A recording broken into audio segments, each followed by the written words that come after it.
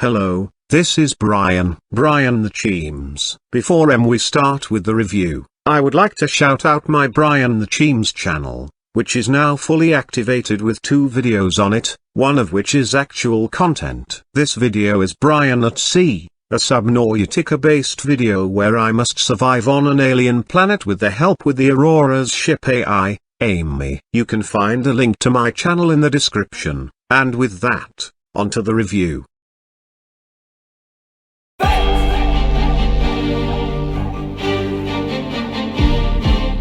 Star Wars, The Book of Boba Fett, also known as Let's Just Slap the Boba Fett name onto a show and see what happens, is a confusing mix of a character-defining narrative that explores one of Star Wars' biggest icons, and a mix-up of a bunch of random nostalgia bait throw-ins. This review will go over the story, the acting, and the effects, then will be summed up in the conclusion. This review will go over spoilers, so if you do not want to be spoiled, click on the conclusion timestamp in the description below. And with that, let's get started. Chapter 1, Story. The Book of Boba Fett's first few episodes give us an insight on Boba Fett's escape from the Sarlacc pit, where he is found by a group of Tusken raiders, who take him in as a slave, though throughout those episodes, he begins to gain their respect. And once he stops a Pike Syndicate transport from passing through their land who are attacking the raiders, and forces the Pikes to pay the raiders for access through the land, he becomes one of the tribe members. However, the tribe is soon killed by the Pikes, who frame the killings on the local biker gang, who Boba Fett takes revenge on. He then finds Fennec Shand, kills the Sarlacc to find his armor which he was wearing when he escaped said Sarlacc, and the rest is history. The story also focuses on the time after The Mandalorian Season 2, where Boba is trying to build a family and take back Tatooine from the Pikes and the Twin Hutts, who remind me way too much of the siblings from Red Dead Redemption 2, so he can give the lands back to the people it originally belonged to, and restore Tatooine to its lush past. We also get to see Black Krrsantan, so that's cool. And we also get the Mod Gang, which are basically the Power Rangers of Tatooine. So yeah, the first few episodes are pretty good. Then the Mandalorian shows up and hijacks Boba Fett's own show. Yep, this is where the shit show begins. So 2 entire Book of Boba Fett episodes are given to Mando. 2 out of 7 episodes. In these episodes, Mando retrieves a bounty in one of the most brutal scenes in all of on-screen Star Wars. He then goes to a Halo ring knockoff, gets his Beskar spear melted into chain armor for Grogu, fights Paz Vizsla, whose ancestor, Tar Vizsla, made the darksaber that Mando wields, then gets kicked out of the This Is the Way cult because he took off his helmet in front of people. He then gets his own custom Naboo starfighter with a compartment for Grogu, meets up with Fennec and then goes to see Grogu,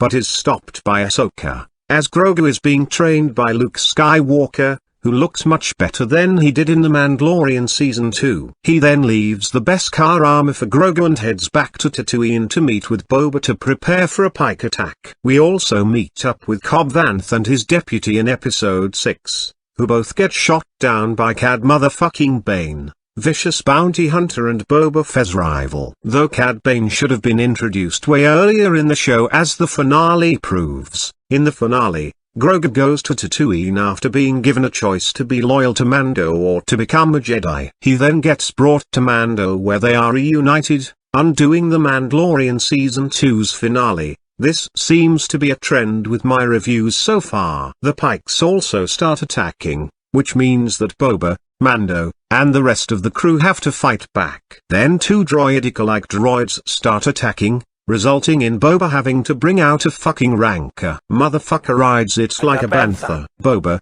Mando and Grogu take down the droids when Cad Bane appears. This is where Boba and Cad duel, with Cad nearly winning. However, Boba uses his Tusken stabby stick to outsmart Cad and fucking kills him. Really? 2 smaller princes in live action and he gets killed off? There are theories that the red light is a signal summoning his personal droid to help him. However, I believe it's just his cybernetics going into critical condition, as the spear went through his chest into his force choke repellent, which would possibly stop his breathing, which would explain why his voice goes all funny after getting stabbed. Anyway, Fennec kills the gang and bike leaders and Boba gains control, with Mando and Grogu getting the final fucking shot, leaving towards Mandalorian Season 3. To sum it up, the first half is pretty good, but then the second half gets Rise of Skywalker.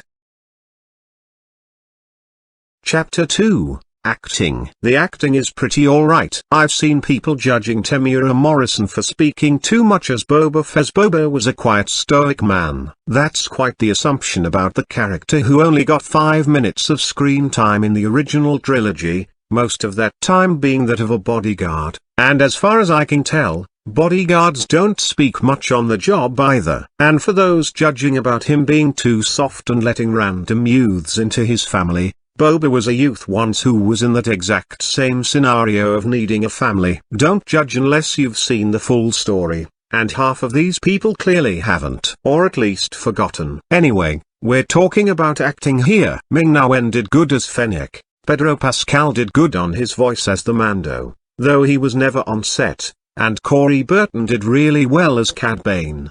Didn't like David Pasquale's Major Domo though. He nearly beats Jar Jar Binks for me. Overall, the voice acting is good, and the actors did a good job with what they had, so good job.